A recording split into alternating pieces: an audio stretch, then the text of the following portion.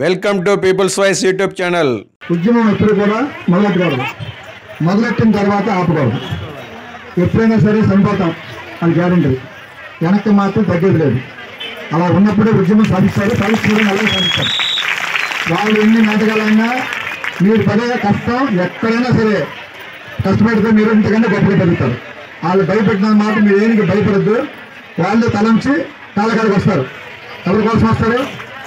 ప్రజలకి ఎక్కడ ఎదురు తిరిగినా నాయకులు లంగాల్సిందే. ప్రజలకు అర్థం తిరిగిన వాళ్ళు అందరూ కూడా నాశనం అయిపోయారు. కనుక మీ న్యాయమైన కోరికలు తొందరలోనే నెరవేరుతూ రాజు దగ్గరగా వాళ్ళు లైన్లోకి వచ్చారు, దగ్గర పడ్డారు. పండగ వాతావరణంలో ఆడబిడ్డలు రోడ్డు మీదకి వచ్చి ఇంట్లో ఎంతో సర్వంగా సుందరంగా తీర్చిదిద్దుకుంటారు. అందరూ బిడ్డలకి బట్టలు, జంతికలని, అప్పడాలని, సున్నుండలని రకరకాలు తయారు చేసుకుంటారు. పాపం ఇవన్నీ ఇక్కడ చేపుతాం. మేమే నూనె తెప్పిస్తాను, పిండి తెప్పిస్తాను. ఇక్కడ మీ అందరికీ జంతువులు పిండి తెప్పిద్దాం. అప్పుడన్నా సిద్ధేస్తున్నారు. అందరికీ ఇక్కడే కళాలు పెట్టి వీళ్ళతోనే జంతువులు అప్పడాల పిండి అన్ని తెప్పించి అక్కడ వండుకొని పిల్లలకి మేము పెడుతున్నామని జనసేన పార్టీ తరఫున మీకు సపోర్ట్ చేస్తాం. అప్పుడన్నా సిద్ధేస్తూ అంటారు. అది కనీసం ఏంటంటే ఆ డబ్బులు ఇస్తున్నారండి. మీకు మీ డబ్బులు మీకు ఇస్తానికి మీరు కష్టంలో ఇవి ఇవ్వడానికి ఆలోచిస్తున్నారంటే ఎంత దుర్మార్గం అంటే నిజంగా మీరు ఆలోచించాలి. ఎప్పుడైనా చూడండి, ఒక ముఖ్యమంత్రి కొడుకు కానీ, ఒక ఎమ్మెల్యే కొడుకు కానీ, ఒక మినిస్టర్ కొడుకు కానీ అధికారం కాల్సి వస్తారు తప్ప ప్రజల ఆకలాలకు తెలియదు, ప్రజల కష్టాలకు తెలియదు. ఒక పవన్ కళ్యాణ్ గారు ఒక కానిస్టేబుల్ కొడుకు, ఆకలి మెగా ఫ్యామిలీ అందరూ కూడా కష్టాలు తెలుసు. అలా చంద్రబాబు నాయుడు గారు కూడా కింద నుంచి వచ్చారు. అలాగే రాజశేఖర రెడ్డి గారు కూడా అన్ని చూశాడు. ఈ ముఖ్యమంత్రికి ఏమీ తెలియదు, దుర్మార్గం అనమాట.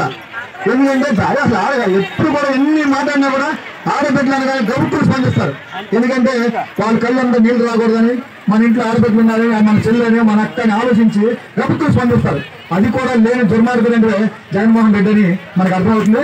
ఈ తొందరలో పోయేవాళ్ళు పక్కన వచ్చి వాళ్ళకు ఉన్నట్టు నాయకులే వెనక తిరగట్లేదు. వాళ్ళ కోసం అభిమానంగా తిరిగి వెనకాల లేరు. వాళ్ళ ముందు నుంచి అసలు రాదు.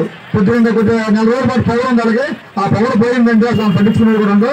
మీకు న్యాయమైన కోరికలు పవన్ కళ్యాణ్ గారి దృష్టికి తీసుకెళ్ళాం. మళ్ళా మేనిఫెస్టోలో కలపాలని మేము కూడా పోరాడుతున్నాం కదా. మీ న్యాయమైన కోరికలు పోవచ్చు వరకు మీరు పోరాటం ఆపద్దు. మీరు ఇచ్చే గొప్ప జీతం, మీరు ఇచ్చినటువంటి జీతాన్ని మీరు ఎక్కడైనా సంపాదించగలరు.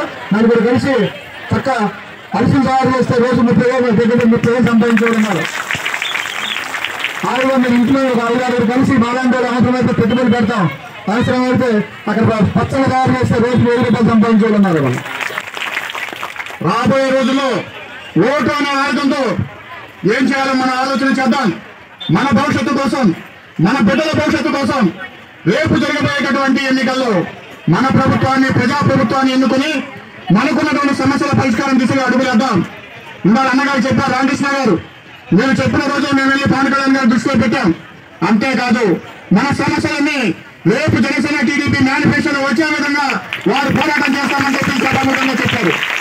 దయచేసి మనందరం కూడా అన్నగారు చెప్పినటువంటి అంశాలన్నింటినీ కూడా మరి మంచి కార్యక్రమాలు ఈ రోజున చూస్తా ఉంటే, ఎప్పుడో బ్రిటిష్ టైంలో ఆ రోజున వాళ్ళతో మన స్వాతంత్రం కోసం పోరాడితే ఈ రోజు మనం ఎన్నుకున్న నాయకుల కోసం ఇక్కడ పాటు మహిళలు విదేశమైనటువంటి కార్యక్రమాలు, ఎన్నో కార్యక్రమాలు చేస్తూ మరి ఎండనక వాననక చలికి ఇంట్లో భర్తకి పిల్లలకి ఒక ముద్ద వండుకుని ఆ క్యారేజీ కట్టుకుని ఇక్కడికి వచ్చి మరి మీ పోరాటం చేస్తూ ఉంటే, మరి ఈ రాష్ట్రంలో ప్రతి నగరానికి ఒక ప్యాలెస్ కట్టుకున్న ముఖ్యమంత్రికి మనం కనబడతల్లా.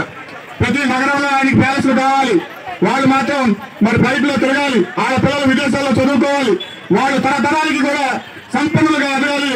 మనం మాత్రం దారిద్ర్యంలో ఉండాలని చెప్పి ఈ ప్రభుత్వం మన మీద అస్మానా, అది భస్మాసుల హస్తం అని చెప్పాలి. మనం అది భస్మాసుల హస్తం అని చెప్పాలి. అది మనం రేపు చేసేటటువంటి స్ఫూర్తి.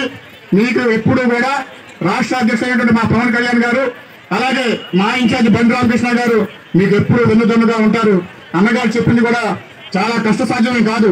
40 years ఇండస్ట్రీ ఆయన, నెలకి 40 లక్షల మంది కంటే 500 మంది ఉద్యోగస్తులు ఉన్నారు. ఏదైనా కష్టపడితే సాధ్యమే అని చెప్పి ఇందాక మన నాయకురాలు చెప్తున్నారు. పోతే పోనివ్వండి వద్ద ఉద్యోగాలు, మీరు ఏదైనా మార్గం చూపితే మాకు ఉపాధి ఇవ్వండి అని చెప్పి వారు అడగడం కూడా జరిగింది. స్వయంగా మనం బతుకుతూ 10 మందిని బతికించేటటువంటి కార్యక్రమాలు కూడా అన్నగారి దగ్గర చాలా ఉన్నాయి. ఖచ్చితంగా మీ అందరికీ కూడా ఒక అన్నలా, ఒక కొడుకులా మీకు అండగా ఉంటారని చెప్పి తెలియజేసుకుంటూ, మరి మీకు కూడా మంచి నిర్ణయం ఒకటి రావాలి. సంక్రాంతి పుట్టిన మరి మన పిల్లలతో అందరితో కలిసి శుభ్రంగా హ్యాపీగా పండుగ కూడా చేసుకోవాలని చెప్పి కాంక్షిస్తూ నాకు ఈ అవకాశం ఇచ్చిన పెద్దలందరికీ కూడా మరి ఈ వేదిక నుంచి మరొకసారి హృదయపూర్వక నమస్కారం తెలియజేసుకుంటూ సెలవు తీసుకుంటున్నాను. Thanks for watching. For more interesting updates, please subscribe my channel.